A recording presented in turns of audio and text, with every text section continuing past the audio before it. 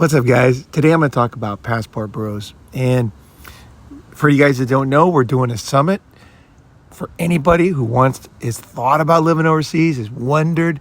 I see a lot of comments. Is it really better? No, it's not any better. It's the same. I'll tell you something. When you live in a foreign country, there are so many interesting things that happen to you. There's so many opportunities that you get. There's so many mountains to climb and beaches to go to and beautiful women and tasty food. I mean, you guys know that if you think about it. Like logically, everybody knows there's a lot of interesting shit in the world. And sitting in one place is not you don't get a gold medal for sitting on your fucking sofa. You don't. Traveling is the shit, dude. It's awesome. Everybody I know, I've been overseas since basically 87. I went permanently overseas in 89. But I've been overseas most of the time since 87. And I'll tell you this, my friends here, and they'll tell you straight up, like I'm jealous. And it's not just because of what I'm doing today, but it's because of what I've done my whole life. My life is full of interesting things. I'm going to talk about that today because now it's like it took decades for society to catch up with me. Like I could have talked about Passport Bros back in 92. I could have done a great, very, very helpful video. We didn't have YouTube, and really, truly, guys weren't even aware. And honestly, I didn't know what I was getting into. I didn't. I kind of had a hint, and I'll tell you about that. And this is kind of my story of being Passport Bro forever. Okay, and I want to also give a shout out to the black community that coined the term Passport Bros. Just like there's some other guys who coined the term MGTOW. Right? There's terms that everybody uses now, right? And Passport Bros is a great term, and I recommend you go look at their channel. There's a lot of good information there. All right, so today I'm going to talk about my journey and how it started and really how it went down because there's so much disinformation. And I tell you, the guys who are going to love this the most is the Passport Bros. I really welcome you guys here on the channel. And please, I think you're going to really enjoy this story. And there's a lot to learn because when you've done something for a long time, you just got some shit up your sleeve. You know what I mean? You just know stuff that other people can't find out in 3 or 4 or 10 years. It's just not enough time to figure shit out. I've got a lot of good stuff, and I'll really, anything in the comment section, you guys that are new, or if you send it to a friend or whatever and you get it, comment, because I will answer. So it's not like, it's not a channel where I don't answer or where I don't pay attention. Like I love the comments, okay? I love the questions. I love the comments. I can't always answer them in the short allotted time. And then in those cases, I make a video. So I do my best to answer the comments. All right. So let's see here. So how did I start being a Passport Bro, right? So I stopped drinking in 1987 when I was 22. And I went to the 12-step program, and I kind of like, after I got out of that, what was interesting for me was I found, just for me, it was holding me back, and I see a lot of young guys just smoking weed and not getting motivated. And so it's not that it's a bad thing. It's just that for me, I wasn't having that killer instinct when I was drinking all the time. And that's for sure. Because I was kind of just happy, just going to work and getting drunk. And when I stopped drinking, it was like weird because all of a sudden I started reading all these stories about guys' lives and what they did and what they invented and exciting journeys. And I just started feeling like, man, I got to do something. You know what I mean? Like, fuck, man. I was in Southern California, but I was like, this is cool. A lot of people, back then especially, people came there, but I knew there was a lot more, man. I knew. And so I started traveling tentatively, right? It was pre-internet, obviously. And my sister moved to Paris by total chance. And so that was a perfect opportunity. So in 87, I was about January or something, I bought a ticket and I went to Paris. And it was my first trip abroad. I actually flew to London because I got I think it was a $300-something round trip flight. And I was so clueless. People always make fun of like Americans don't know anything about international and geography.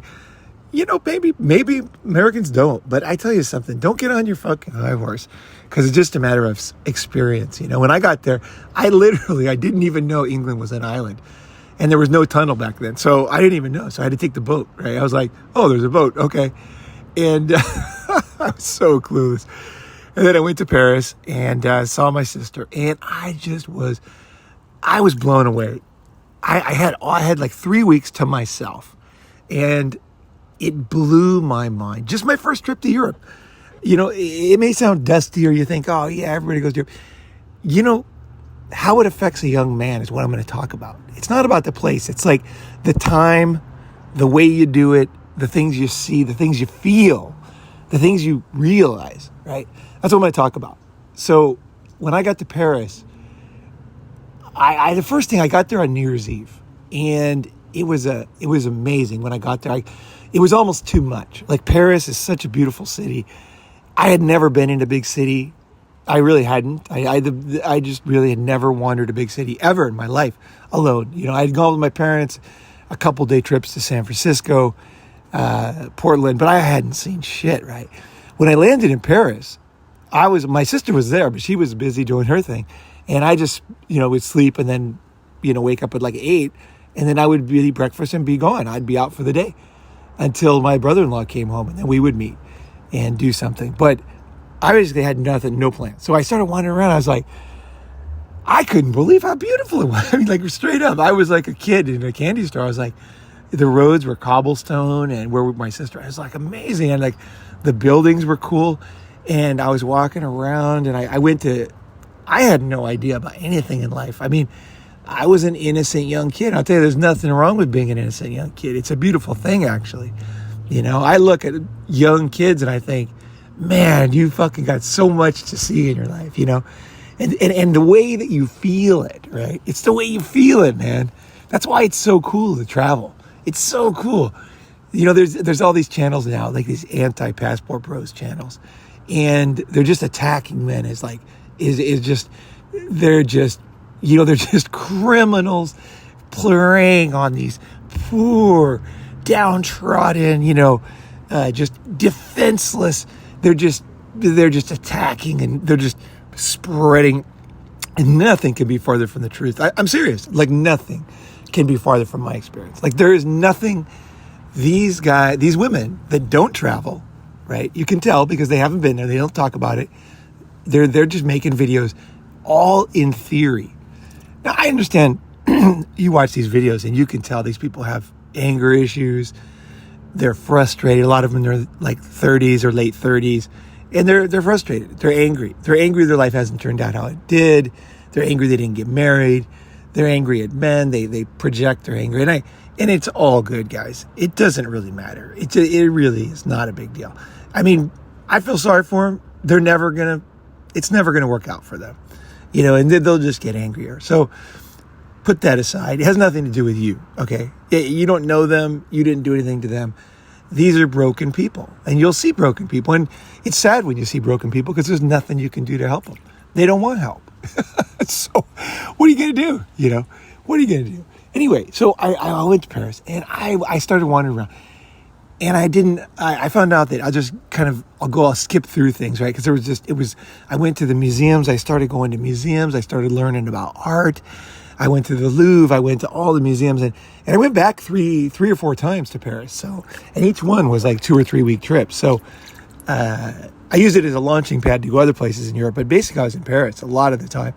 And I just fell in love with French culture. I'm telling you, to this day, I have a soft spot for French people and French culture because they just knew how to live better than us. I'll tell you that. They knew how to enjoy life. You saw guys they understood enjoyment of life back then. The way they ate, the way they fucked, the way they partied, the way they drank, it was like so healthy, and it was like, when I drank, it wasn't healthy, it wasn't normal, and it wasn't exciting, but these guys enjoyed it. You savored life. I'm sure there was people that had problems and everything, but I tell you something, the French culture is very sensual, and it was very cool. And the French girls this was a big surprise to me. They were stoked on me, man. I had some John Lennon glasses I got at an antique shop, and I had made them into I had sent them to the optometrist, so they were prescription, and they were beautiful, man. They were like 100 years old. and I had a leather jacket. I got a 1935 bomber jacket. One of my older friends in the program, he worked in an antique store, and he was a stylish old guy, and he's like, put this on, Paul. You look like a fucking $1 million, And I was like, do I? And he's like, he gave it to me everything for cost, like super cheap. And so I walked out of there like with these killer glasses and this killer jacket. Right, it was a long jacket. It was a 1935 bomber jacket. They weren't short back then. They were long, and it was thick and it was beautiful. And it was funny because by the time I got to London, I got onto the boat, and some French guy came up to me and he goes, your jacket, I don't know what he talked about. It's like so beautiful. He goes, you tell me what you paid. I give you 3 times in cash right now. And I thought I should have done it actually, but because I had already enjoyed it. It wasn't that warm. It was a great jacket, but it was like I should have sold it to him because the guy really wanted it. He wanted it more than I did. And he was like, he's totally trusted me. He's like, you tell me the price. And I remember it was $175, which was a lot of fucking money for me back then. And I think I told him the price, and he's like, no problem. Anyway, so I go overseas, and I'm like, when you just kind of like someone puts cool clothes on you and you feel different. You ever have that happen? Or somebody dresses you like, and you just like get out of there and you suddenly realize that you look totally fucking cool, and you kind of like grow into it. That's what happened. So I'm walking around Paris feeling fucking good, man. I wore that jacket every day. I was walking around, and I found out that Jim Morrison had been buried there. I went to Père Lachaise Cemetery and sat there meditating, listening to the Doors, and walking around Paris. I had a Sony Walkman. I was listening to California. I remember I was listening to California Dreamin', going through different cathedrals and everything and things, and it just going. I followed the route that Hemingway went in Paris, where he wrote and where he partied. I met some guy, and he took me around. He was like so cool, and he's like, this is where Hemingway is, and it was just great. It was just great, and oh yeah, I was sitting there. I had a crush on this French actress. She was in this movie called Mammon of the Spring was the French name. Jean de Florette, yeah, Jean de Florette. And then there was a part 2, right? Mammon of the Spring. And I don't remember the French name, but I was Emmanuelle Berge. And I thought she was the hottest thing, right? And she got naked in the river in the movie. And I thought, ooh, that's hot. I mean, don't go watch it. It's not hot, But at the time, I thought, oh, French girls. Oh, yeah. So anyway, I had gone. This is so funny. When you're younger, I'd never do this now. But anyway, I found out where she lived. And I was standing outside her house, and I was like, it's Paris, a big city. I mean, I wasn't expecting to meet her or anything. I just thought, I'll take a picture, So, I was trying to think of things to do. So I took a picture of Emmanuelle Berge's house. And right then, these girls, they had this, what was that? It was a French car. It was a funny car. I heard that the engine turned backwards. Like, it didn't turn the same way as every other engine. Everything was backwards in this car. French were funny back then. And there was 3 girls in it, and it had like it had like an open top, but it was like a pull canvas thing, and it was this funky car. You'd never seen them in America, right?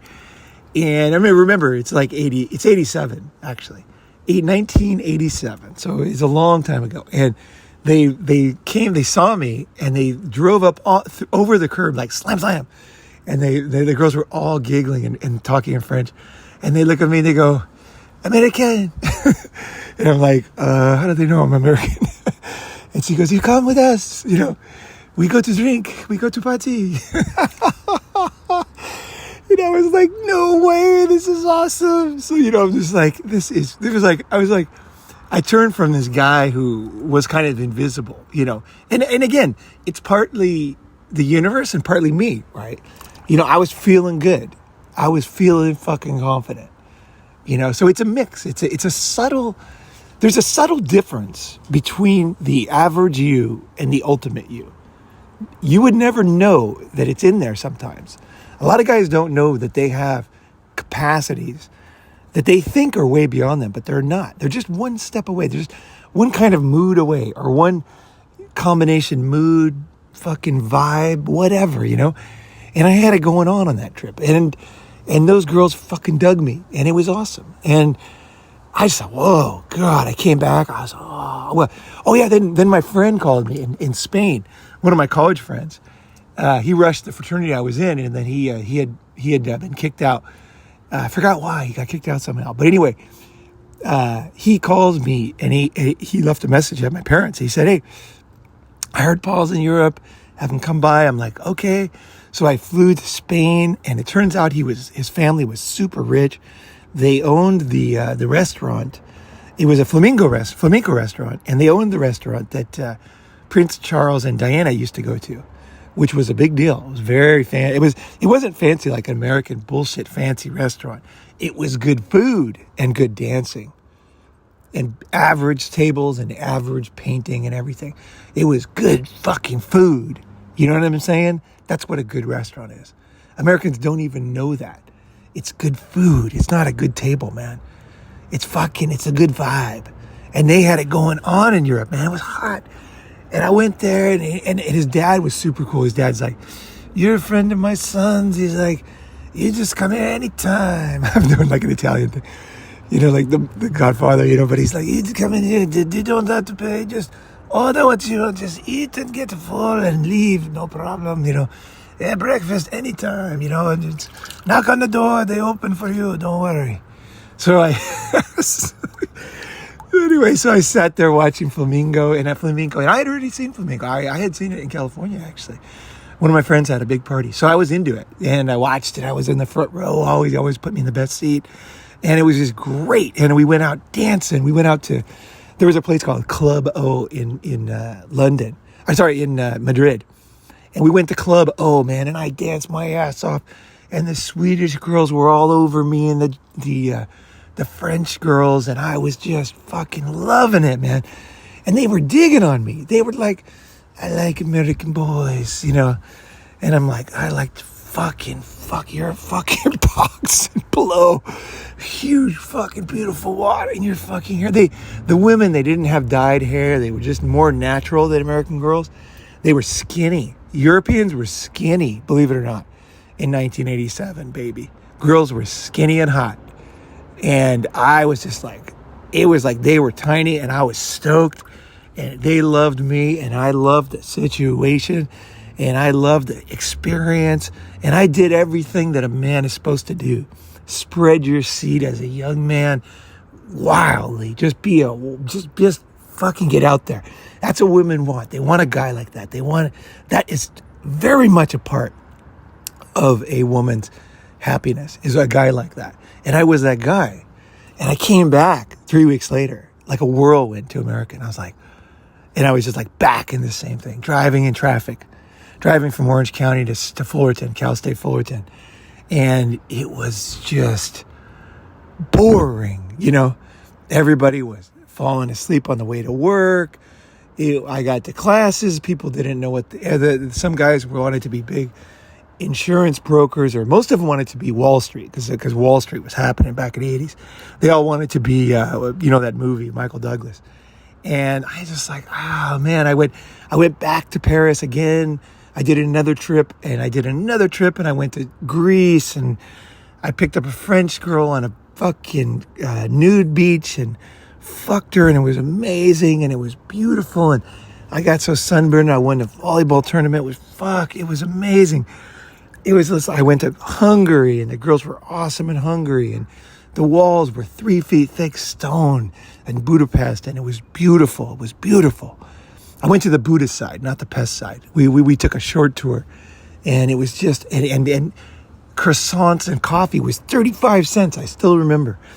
I took a picture with my 35 millimeter. 35 cents. That's all it cost. It was still the Iron Curtain time. It was still communist. And I almost got shot. I almost got killed. I swear to God. I went to the airport in Budapest, and it was like, you can't imagine what it was like back then in Europe. It's so funny. You think it's so official now, but back then, there wasn't much crime, really. There wasn't much crime. So everything was so like lackadaisical compared to America. Like in the airport, there was like this big room. Okay, well, obviously it wasn't an airport. It was like some big communist building, right?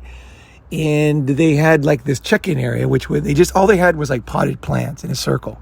And that was it. That was the security, was a bunch of potted plants that were like, had plenty of space between them.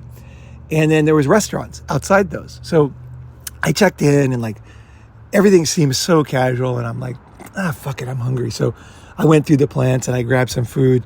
They gave it to me and I walked back and I came through the potted plants, and this dude fucking just came and just hit me in the chest with a submachine gun and threw me to the ground with the fucking butt of the gun. My food went flying, and he's like screaming with that fucking gun to my face. And he's like, I could see his finger. I don't know if it's my imagination, but he was twitching. He was just like, he was screaming.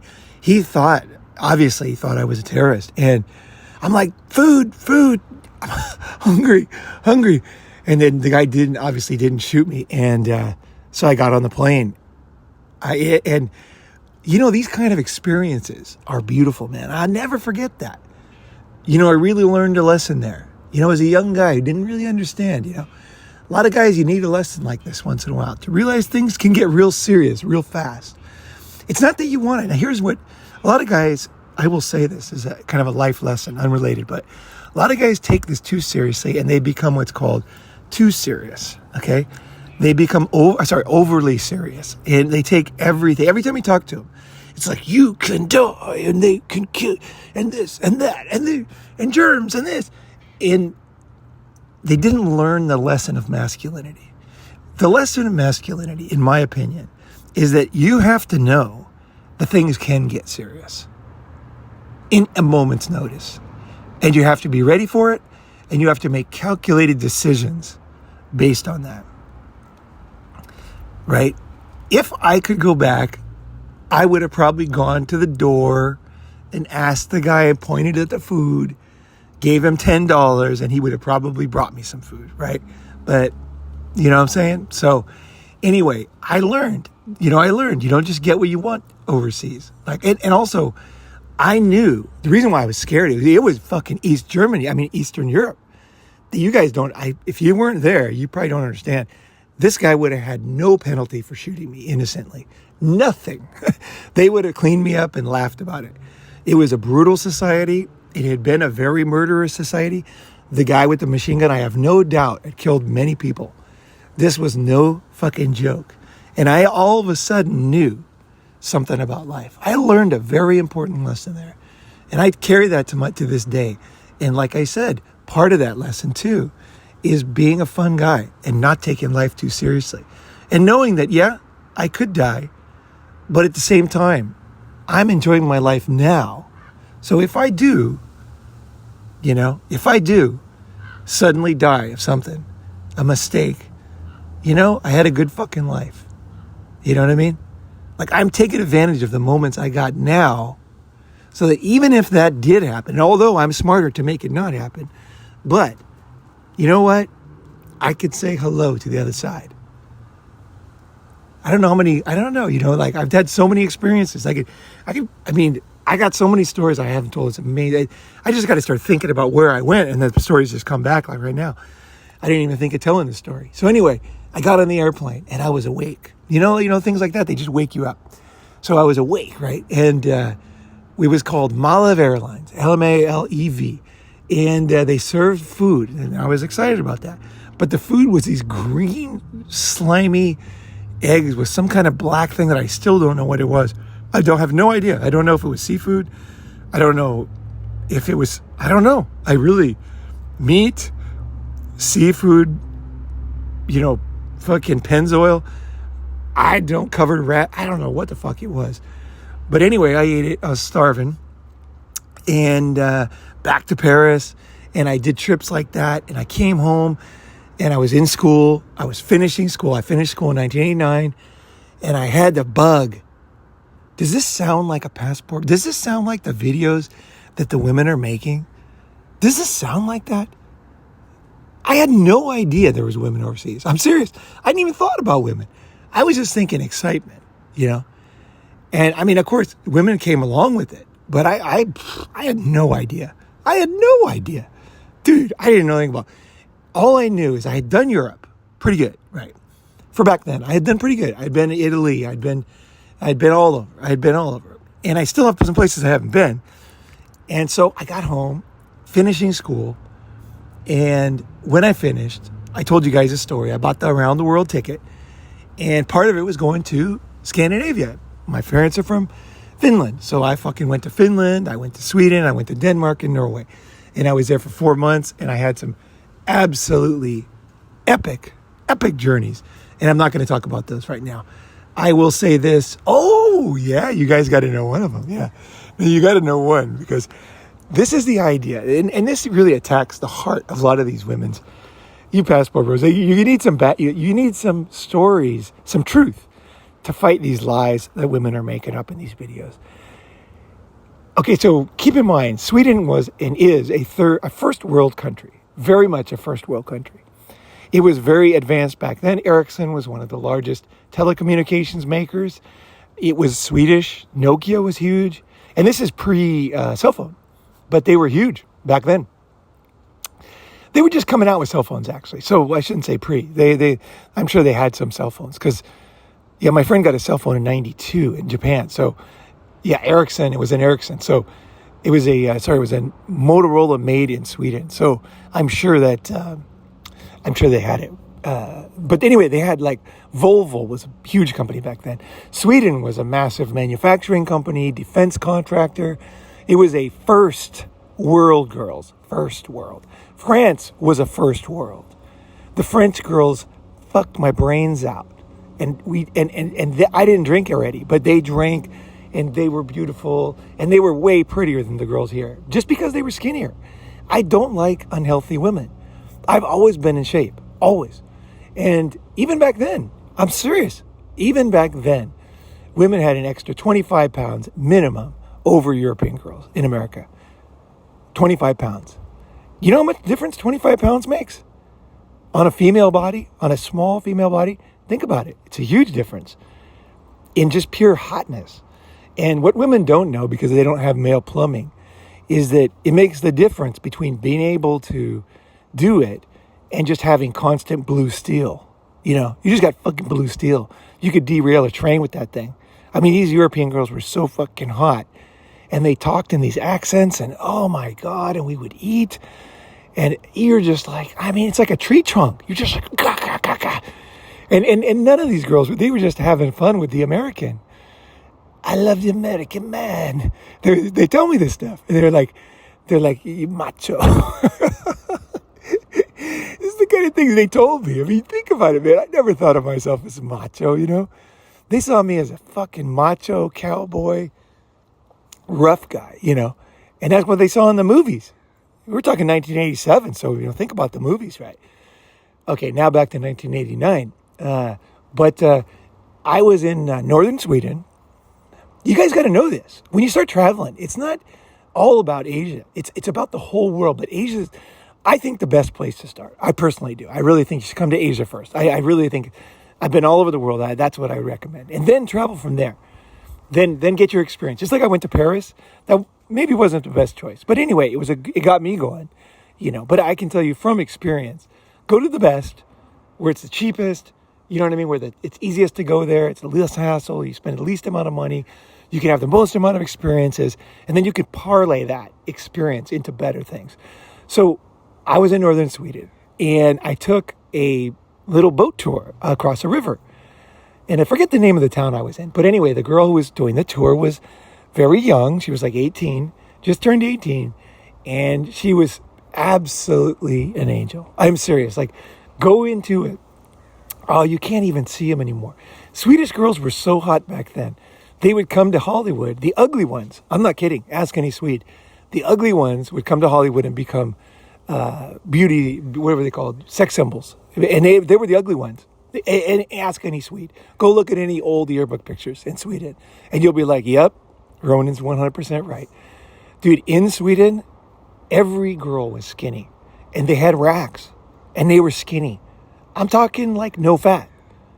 You know what I mean? There was no weirdness. It wasn't any kind of diet.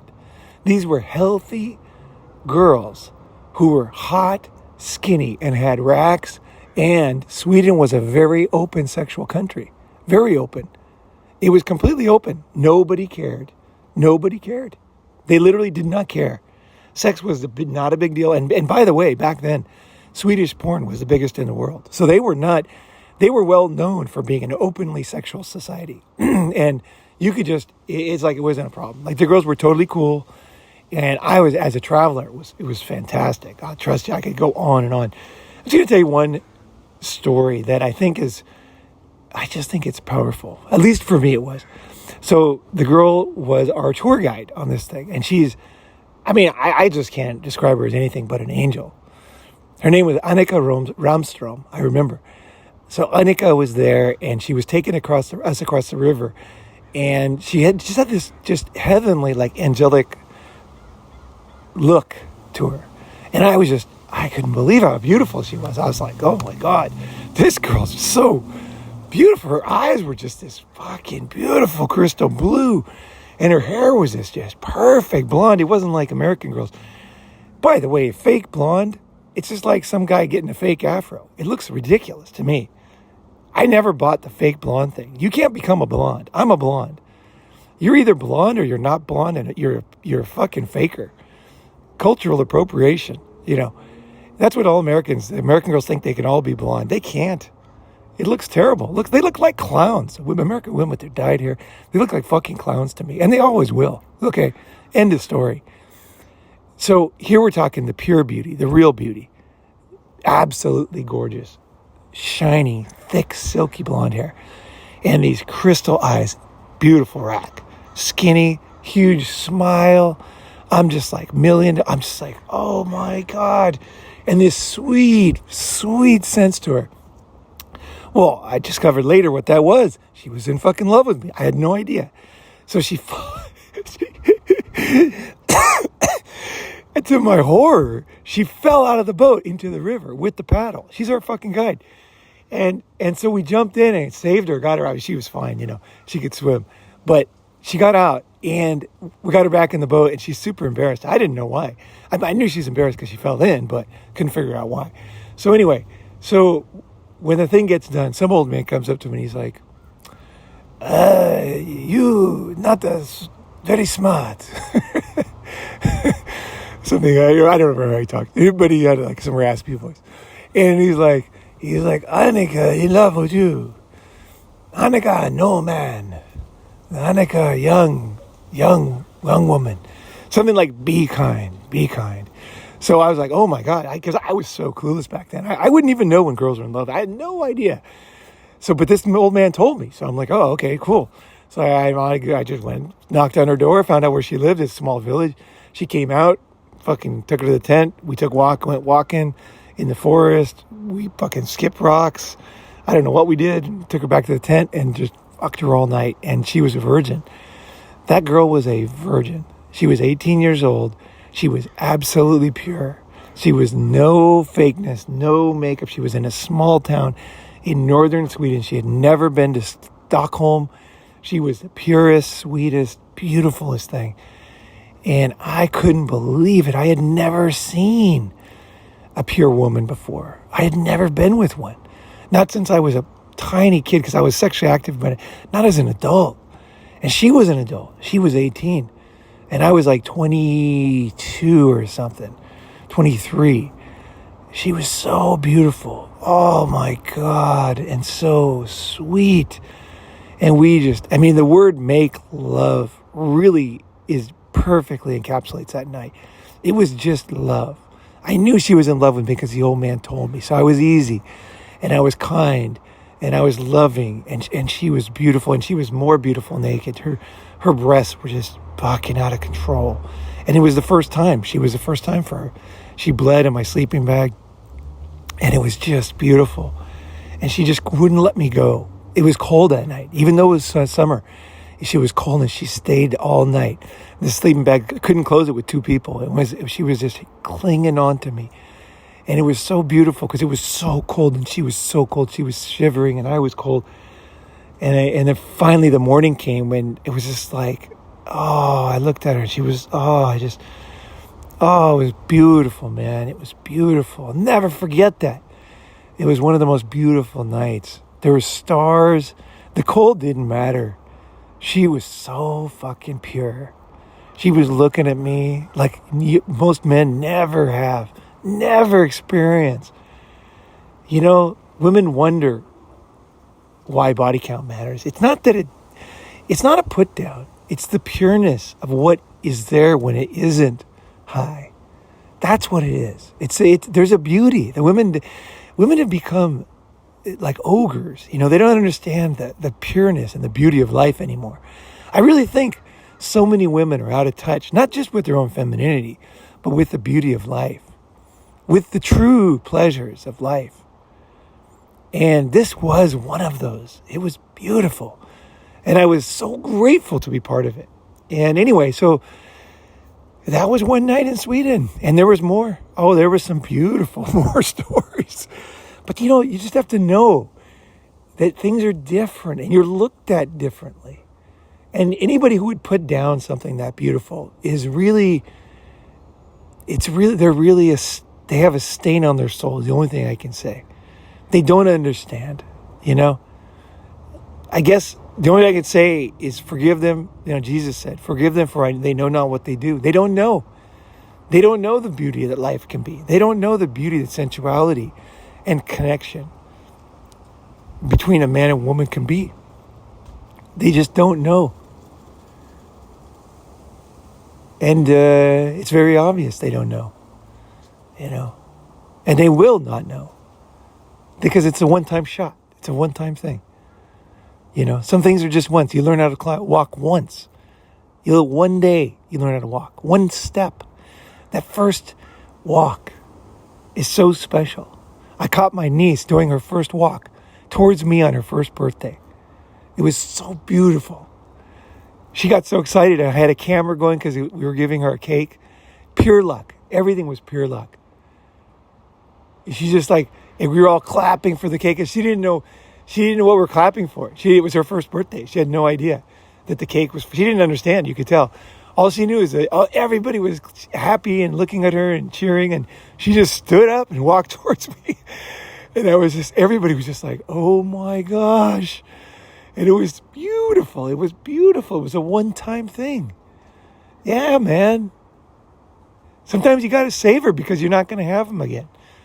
It's not about doing that a million times. You just want to know, man. You want to know what's out there, man. What does life have to offer? The fakeness, the VR doesn't do it, man. And also, just like you can be overly serious when you learn that you could die, you can be overly chasing too. I experienced that, but I don't have to go. I could go to countries where I could experience something like that if I really wanted to. But you know what? I got that packed in a little suitcase in my mind. And you open that thing, it's a shining diamond, is my memory of that night, right? I don't need a million of them. I don't need them. If something great happens like that, that's great. But there's so much else to experience in life too. There's so many things. There's so many beautiful things. And that's partly what I'm talking about with Passport Bros. It's not about traveling. It's not about being an expat. It's not about Western chicks. It's not about America. It's not about politics. It's not about a politician. It's about the diamonds in life and finding those and experiencing those. And you'll know. You'll understand. You'll know. That's what you want to know. The fuck is out there? What is this life? What are they talking about in these books? Right? So I'm not going to go on too much more. I was going to go on to Asia, but I think that's enough for today. I think that's enough. And yeah, that's it, guys. Thanks for being part of my journey. And if anybody wants to learn a hell of a lot more about not only what there is to learn, but how to do it right now in 2022-23, how to travel independently, how to not waste your money, how to see the places, how to pick the right places, how to see and find and discover the world in these experiences. Come to the summit in San Francisco. December, Christmas, 23rd, 24th, 25th is going to be awesome. We got the house from 21st to 27th. If you're listening to this in a future year, keep in mind this is 2022, San Francisco, California. You can fly into Oakland if you get a cheaper ticket, or SFO. Doesn't matter. We got the house from the 21st to the 27th. So it's all included in the summit price.